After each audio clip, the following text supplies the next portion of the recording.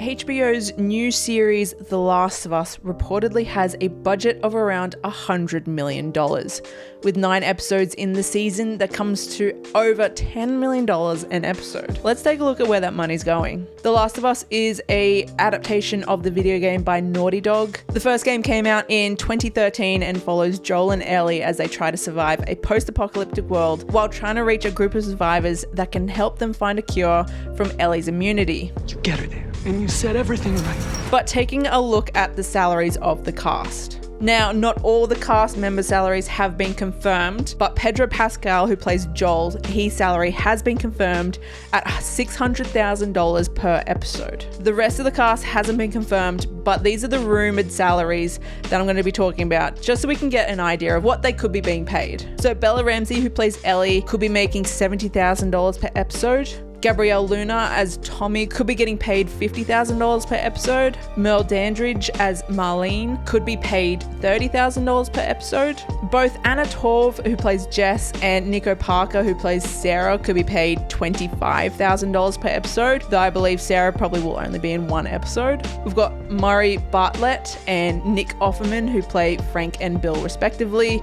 They could both be making $20,000 per episode. And Storm Reed, who plays Riley, could be paid $15,000 per episode. And again, she'll probably be only in one episode. Now, executive producers on the show, such as Neil Druckmann, could be earning up to $125,000 per episode, according to the Writers Guild of America West. Their series compensation guide took a look at a whole bunch of different contracts and had a look at the average earnings and what could the max earnings be. Though in regards to Neil Druckmann, this $125,000 would just be for his role on the HBO series. This does not take into account his salary for his role as co-president at Naughty Dog. Craig Mazin, who is the showrunner, could be making well over $175,000 per episode. Again, according to the Writers Guild of America West series compensation guide, the maximum reported salary for a showrunner is $175,000 for a 1-hour episode.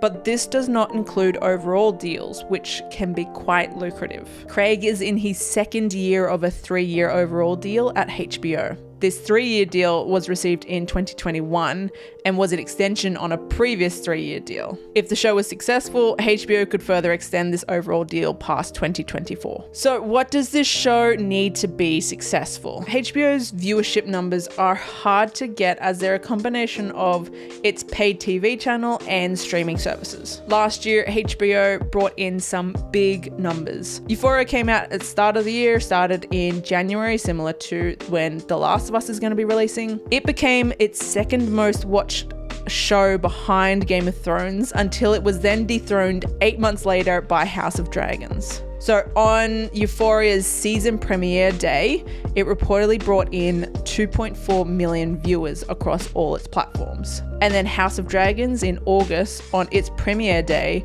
reportedly brought in 9.9 million viewers across all its platforms. Now looking at Euphoria's 90-day average viewership for each episode, that was about 16.3 million viewers across all its platforms, whereas House of Dragons was reaching between 25 to 29 million viewers after a week on all its platforms. Now, they are big numbers.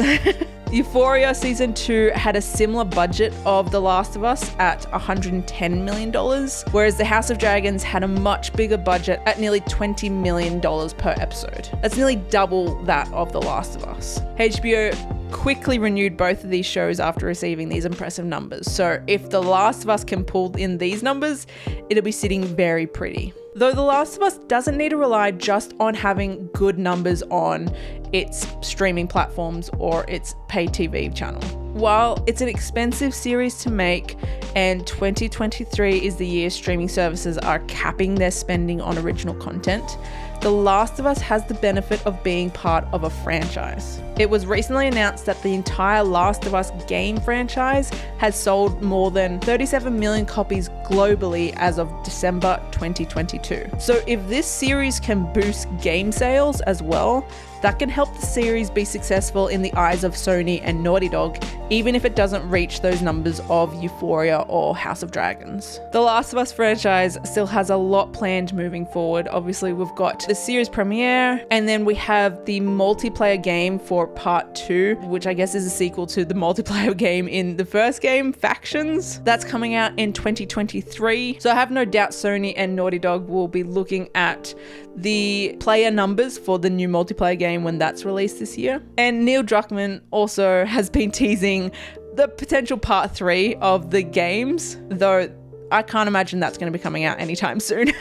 So that's taking a quick look at all the numbers of The Last of Us and what it needs to do to be successful. I think already, without the series premiering yet, the hype for this on social media and everywhere is insane. So I think it has a pretty good chance of hitting these numbers that Euphoria, maybe even House of Dragons has hit. But time will tell. Let me know if you're excited for the series in the comments below. And did you know that the MCU's Phase 4 was actually a pretty big disaster for Marvel? If you want to know why, check out this video here. Subscribe if you haven't, otherwise I'll see you in my next video. Okay, bye.